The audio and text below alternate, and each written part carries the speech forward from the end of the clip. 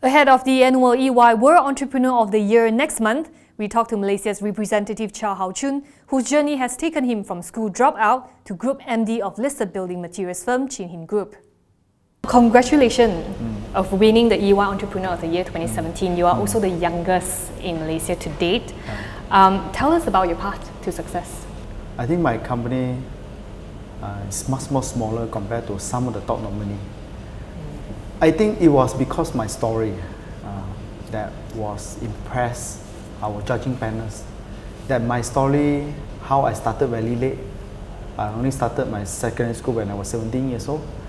And they were also impressed that I came back 11 years ago that transformed a traditional cement trading company into today we have very progressively building material portfolio from upstream manufacturing to downstream construction and property development. What kind of advice would you give for an entrepreneur? I made a mistake when I was young. But yet, it doesn't stop me from making changes.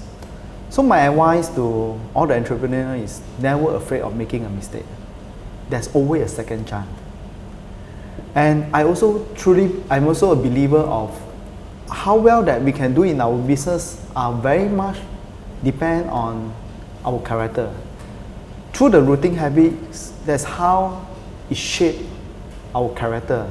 So of course, building a character is not enough. Surround ourselves with a group of positive people. You see, everyone needs an environment to make an impact in their life and in their business. Just now you mentioned about some of these 15 contenders, their companies are much more bigger than Chin Hin, right? But you are going to compete with 60 contenders from other parts of the world. What are the things that you expect to learn from this event? I know that I'm going to meet 60 over country winners, and I know that it's going to be a learning opportunity, a great learning opportunity for me to learn from them and also to be inspired from them. Coming back to Chin Hin was listed in 2016, about 2 years back. What are the KPIs have you hit in these 2 years? I changed the strategy of went on for the acquisition. So I have completed 3 acquisitions with the investment value of 77 million. And last year there was one event I see that as a great milestone for us.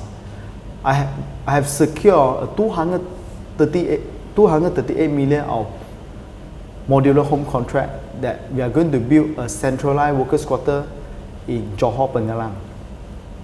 And beside this modular home contract, we also venture into solar EPCC business. Basically, you have acquired 3 solar assets last year, right? How are you going to grow this business? What's the potential do you see in this renewable energy sector? So far, we have already completed 45 megawatt of solar contract.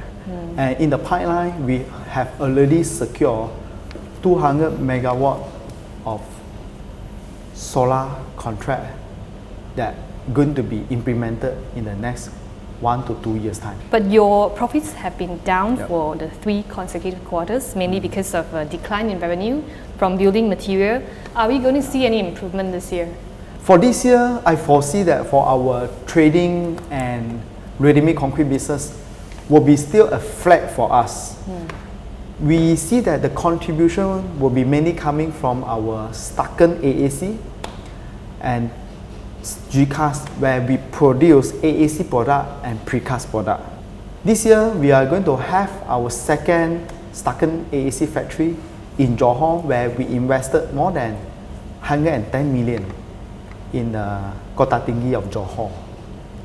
And the second contribution, of course, which I had mentioned earlier, was our contract to build modular home system in Pengerang, Johor.